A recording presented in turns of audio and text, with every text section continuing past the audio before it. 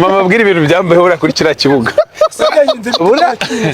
ura naheruka gukina football kera nyine umwana mane noneho gero ndakata ndakina ntangira kumva meze nk'umuntu wari insina ibintu by'amakakama biri kugenda bizamuka ndavuga ni harahiye rero noneho ndavuga ni nkeneye ko musimbuza buri abarambe mu gihe baranindiye ngiye gusohoka nkajya ngira gutya ngo noneho umarbitire akavuga ngo ninde ugusimbura nkabwira abo hanze ni none se mwana mukatabaye abadage nabo bararangara bagiyemo abahashi coach yararakaye cyane ahita nawe uri umukino coach yarazi ko ntazabivuga cyo ko ikintu cya mbere impamvu twaretse aba investor bakadutsinda nuko utazi kimwatse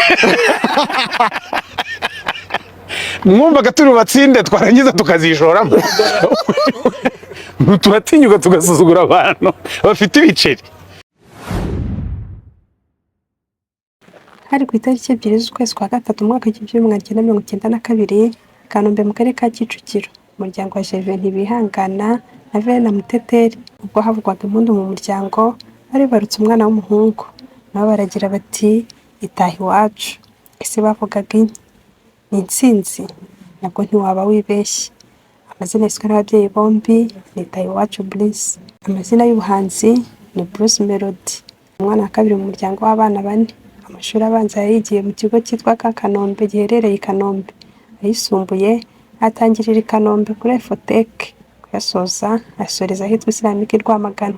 Umuhanzi yakuze aririmba mu rusengero rwa Kanombe rw'abarokore, avuga ko yahimbaga indirimbo ariko bakaziha abandi bakaba aribo bazitera.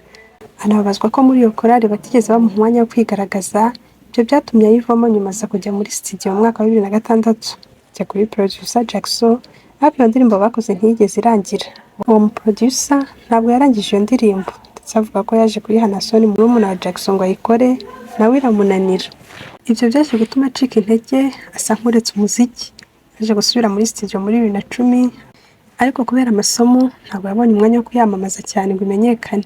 Yongera asubira muri studio muri 2011 aho yakoze indirimbo yitwa Ngiye kubivuga. Nyuma yaho gato ndakora yitwa Tubivemo ariko na producer Fazo. Menyekana bwa mbere yamenyekanye yitwaga Tubivemo hari mu kwezi kwa gatatu mu 2012. Sinigeze bikora tubivemo niba wumva utanyizera tubivemo sinaba nanutanyizera. Uyu muhanzi Bruce Melody rushimishije mu muziki ari nabwo yanatangiye guhangwa amaso na benshi binyuze mu ndirimbo. Avuga ko kuva yatangira muri 2006 kugeza 2012 Tubivemo ariyo ndirimbo yakoze yumva ibaye nk'uko ashaka. Muri uyu mwaka wa 2012 nibwo Bruce Melody yatangiye kugira izina mu muziki. Icyo gihe yahise ajyana amasezerano n'inyarwanda.com no kujya umufasha kwamamaza ibikorwa bye. Ubwo uyu muhanzi yizihizaga isabukuru y'imyaka 24 avutse yari amaze kugera mu rwego rushimishije mu muziki, ariko nabwo yaratangiye guhangwa amaso na benshi binyuze mu ndirimbo Tubivemo.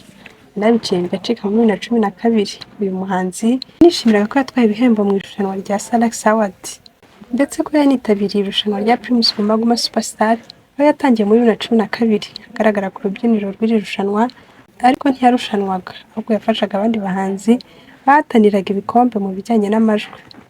Mwaka wakurikiyeho wa 2013 uyu muhanzi ntiyongeye gukora aka kazi ahubwo yahise atangira kugaragaza inyota yo guhatana muri iri rushanwa. Nk'umuhanzi witabiriye irushanwa bwa mbere ku nshuro ya mbere cyinjira muri iri rushanwa yaririye arimara ageze ubwo yegukana umwanya wa gatatu muri iri rushanwa. Icyo gihe igikombe cyatwawe n'umuraperi nyakwigendera Tuyishime Joshua wamaye nka Jay Polly. Yacitse intege. Mwaka wa 2014 nibwo yashyizwe mu bitabo bya East African Promoters itegurira irushanwa. 2015 nabwo yongeye kwisanga mu hatanira iki gikombe cya Primus Guma Guma. Yakoze uko ashoboye ndetse icyo gihe benshi bavuga ko ari buze gukana iki gikombe ariko birangira Butera Knowless ari we wegukanyira irushanwa, mu gihe Bruce Melody we yabaga uwa kabiri. Muri 2016 nabwo yongeye guhatanira iki gikombe. Icyo gihe yanahabwaga amahirwe n'abatari bake ariko kuko hatanaga n'amazina akomeye aribo Urban Boys na Christopher, rangira ifirimbi ya nyuma yavugijwe n'akanama nkemurampaka. Igikombe cyegukanwa na Urban Boys gikurikirwa na Muneza Christopher wabaye uwa kabiri. Bruce Melody aza ku mwanya wa gatatu. Mu mwaka wa 2017 ntiyigeze agaragara mu bahanzi bahataniye iki gikombe bitewe n'itegeko rivuga ko umuhanzi ugiyemo inshuro 3 zikurikirana atemerewe guhatana mu irushanwa. Uyu muhanzi yasabwe gutegereza. Kwa 21 Gicurasi 2017 nibwo Bruce Melody yerekeje muri Coke Studio. Coke Studio Bruce Melody yanyuzemo ni inzu ikomeye ku isi itunganya umuziki, ishinzwe na Coca-Cola. Ni kompanyi izwiho gukora no gucuruza ibinyobwa bitandukanye. Yakoranye n'abanyamuziki bakomeye bo muri Afurika nka Vanessa Mdee wo muri Kenya, Yemi Alade bose bo muri Nigeria, Eddy Kenzo wa Uganda, Sauti Sol na Bahati Flavour, Kiss Daniel n'abandi.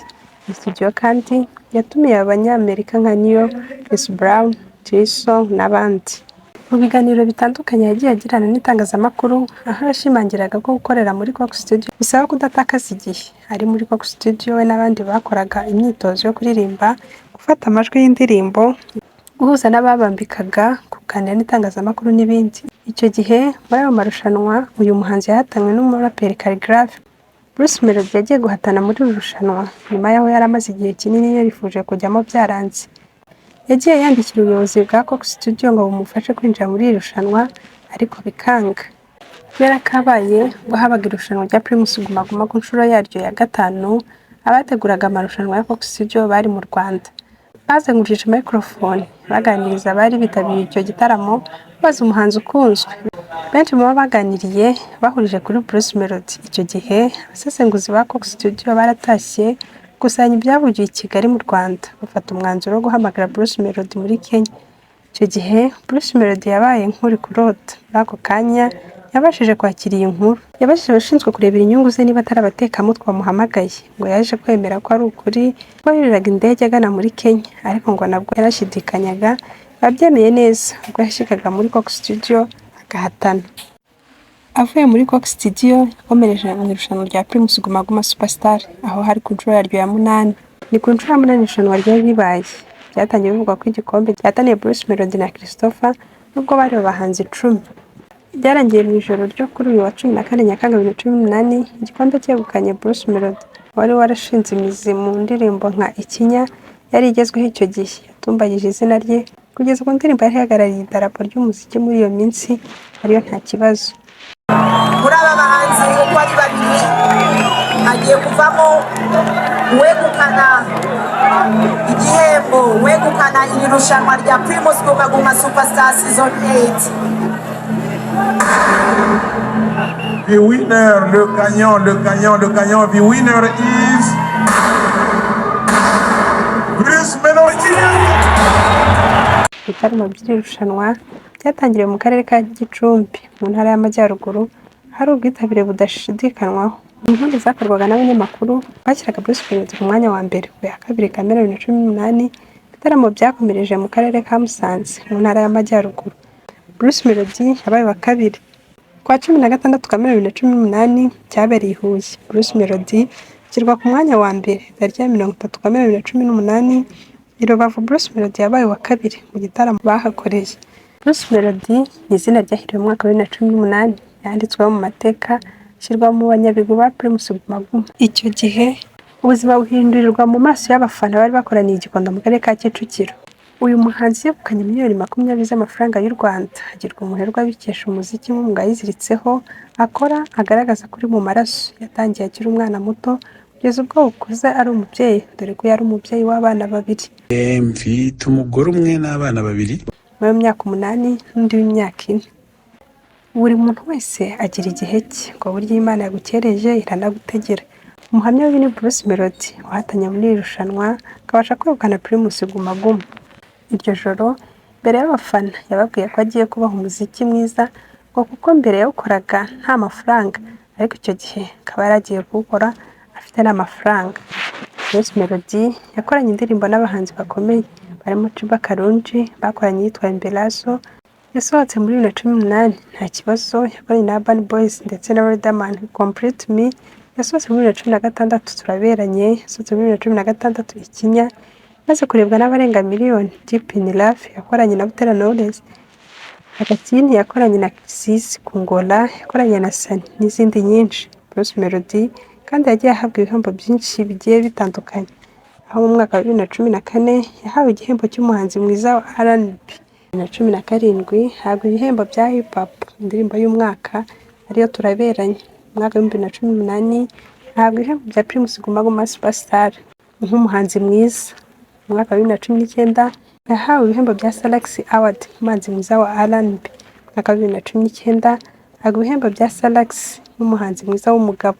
Mu mwaka wa 2020 hawe ibihembo bya Kiss Sama indirimbo y'umwaka Saa Moya. Mu mwaka wa 2020 hahabwa ibihembo bya Kiss Sama nk'umuhanzi mwiza. Bruce Melody bakaba ari umuhanzi ukunzwe haba mu Rwanda, muri Afurika ndetse no hanze yayo, aho agiye akorana indirimbo n'abahanzi bakomeye batandukanye barimo Calligraphy, Shaggy, Harmonize, Diamond n'abandi benshi.